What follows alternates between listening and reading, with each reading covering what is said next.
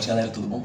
Hoje irei fazer o último vídeo dessa sequência de vídeos de Flutter. Nesse vídeo irei consumir a API do ViaSap, né? Desta forma a API vai ser consumida na home screen aqui, ok?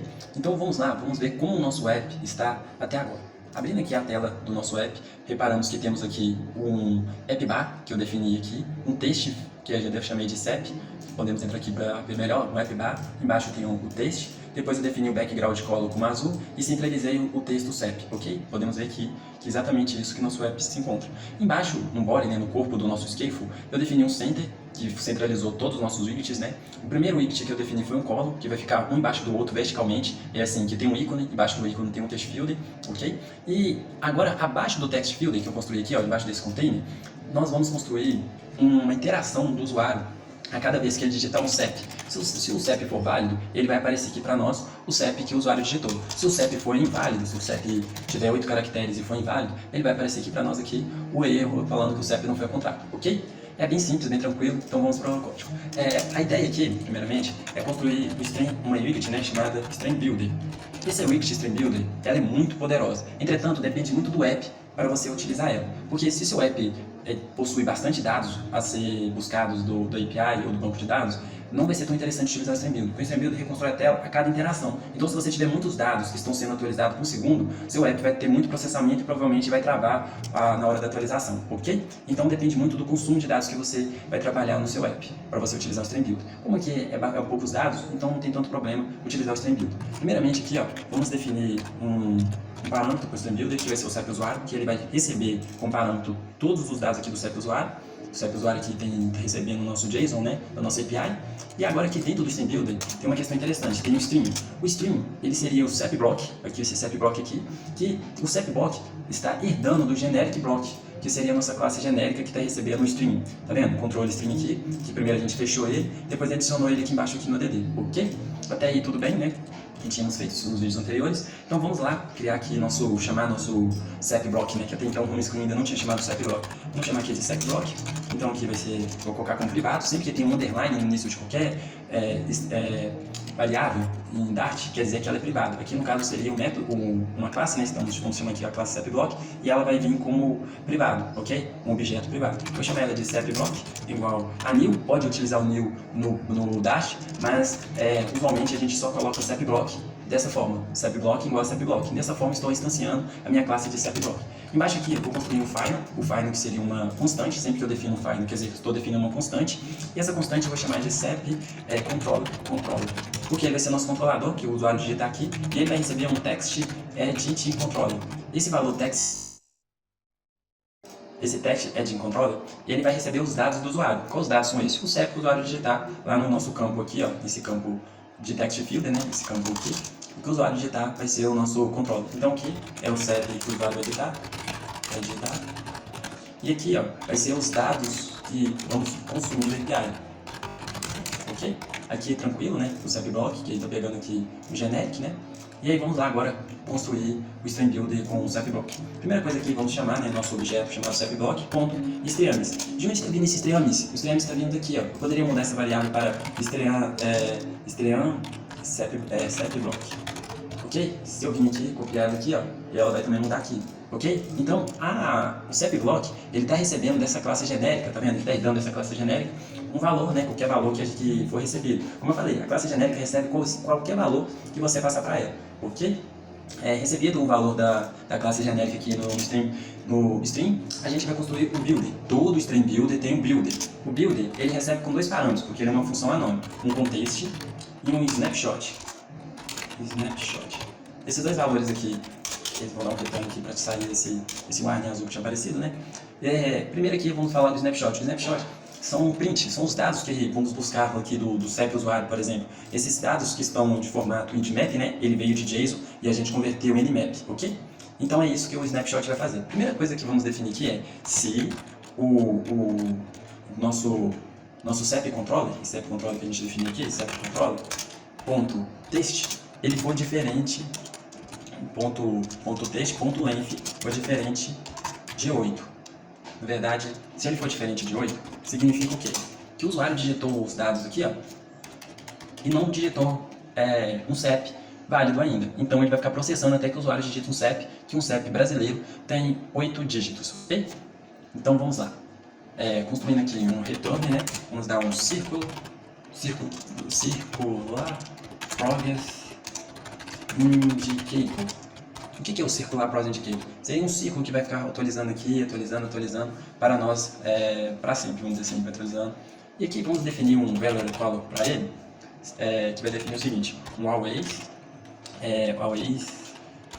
stop animation.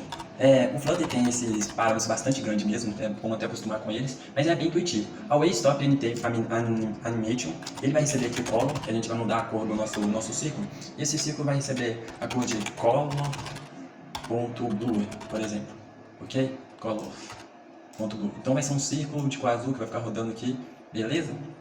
Além disso, vamos definir também agora aqui embaixo um se. Agora a gente vai usar o snapshot. .hasData. O que significa isso aqui? Snapshot hasData. Se possui dados. Se possui dados, ele vai retornar alguma coisa. Só que se não possui dados, ele vai retornar tipo um erro para nós aqui. Esse erro vai ser o seguinte, vai ser um text e a gente vai falar CEP não encontrado. Ok? Até aqui tudo tranquilo, né? A gente pode definir aqui também do lado um style, um text style. O text style, como eu disse nos vídeos anteriores, é como se fosse um CSS para o nosso texto aqui, entendeu? E aqui no style, a gente pode definir uma font size e definir o tamanho da fonte. Eu vou definir de 15 pixels, ok? Beleza, definimos aqui. E agora sim a gente entrou no return, que seria o se existe dado. Esse return aqui de baixo aqui é a mesma coisa se eu tivesse criado um if snapshot hasData, mas sem o ponto de exclamação aqui, que a gente tinha definido aqui. O ponto de exclamação que significou a negação desse true, que aqui vai retornar verdadeiro. Então, quer dizer, vai retornar, se não for true, ele entra aqui, ok? E aqui a gente não vai precisar usar esse if, porque se não entrou aqui em cima, que tem 8 caracteres, tiver 8 caracteres, e nem se existe dados, né? Esse aqui fala assim que não tem dados, né? Que a API trouxe, então quer dizer que está trazendo dados, né? Nossa API está trazendo alguns dados. Então vamos dar aqui retornar aqui mais um widget, e esse aqui vai ser um single shielded scroll view.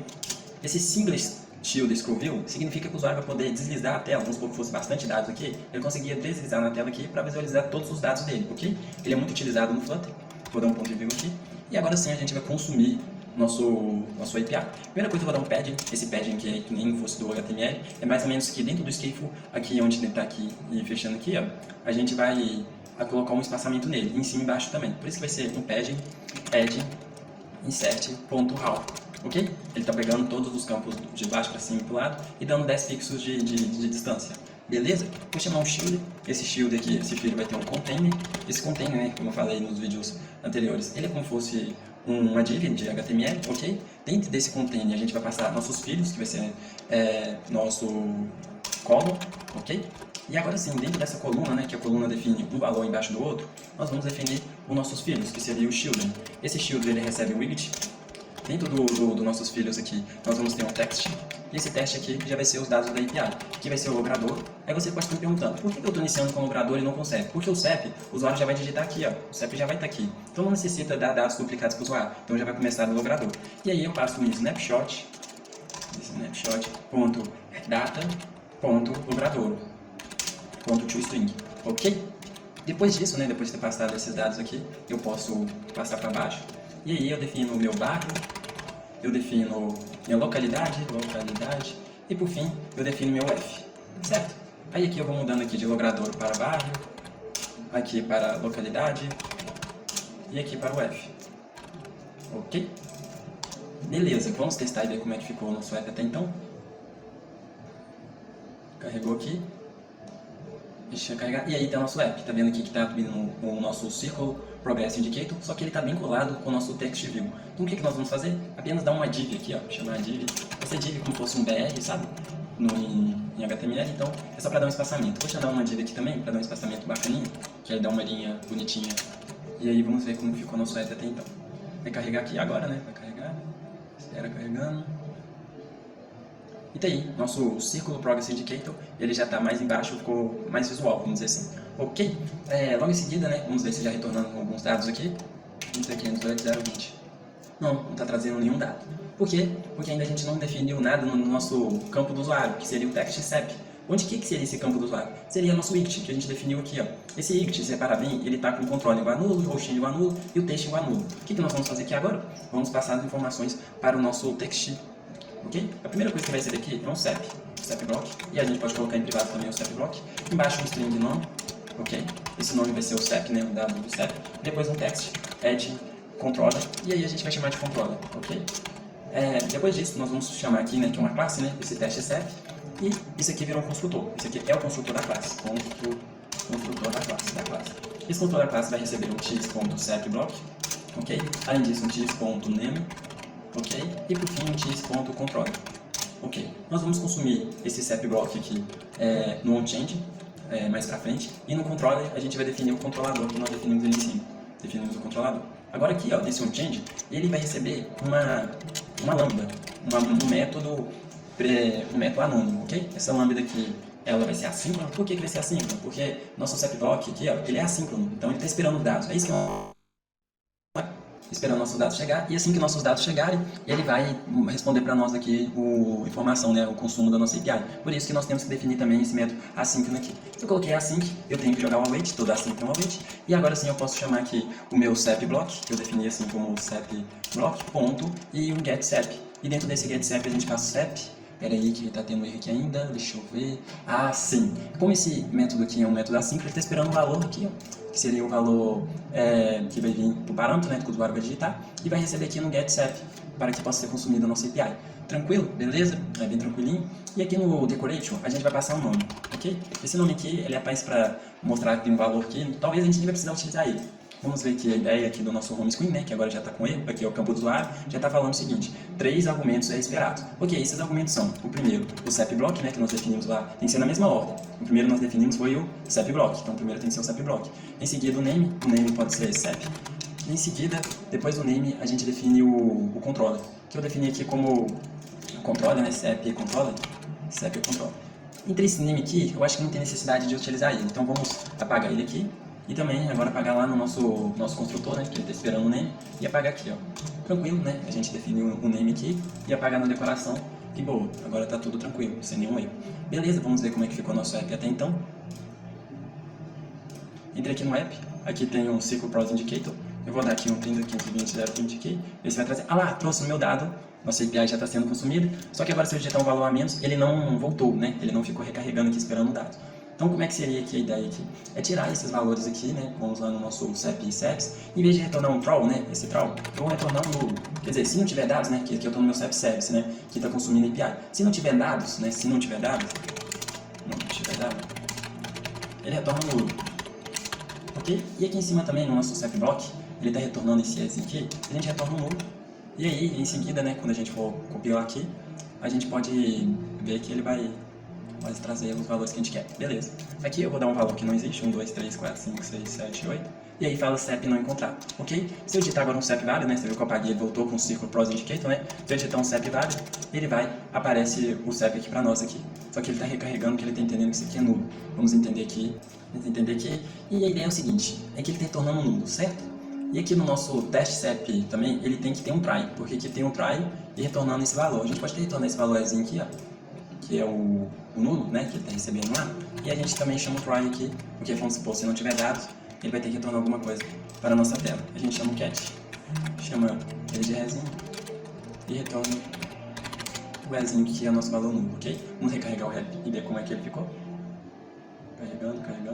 Carregado, né, vamos ver agora a ideia dele. Aqui, se eu digitar um SEP inválido, ele vai dar erro, né? Vai falar SEP inválido, né? E agora ele voltou.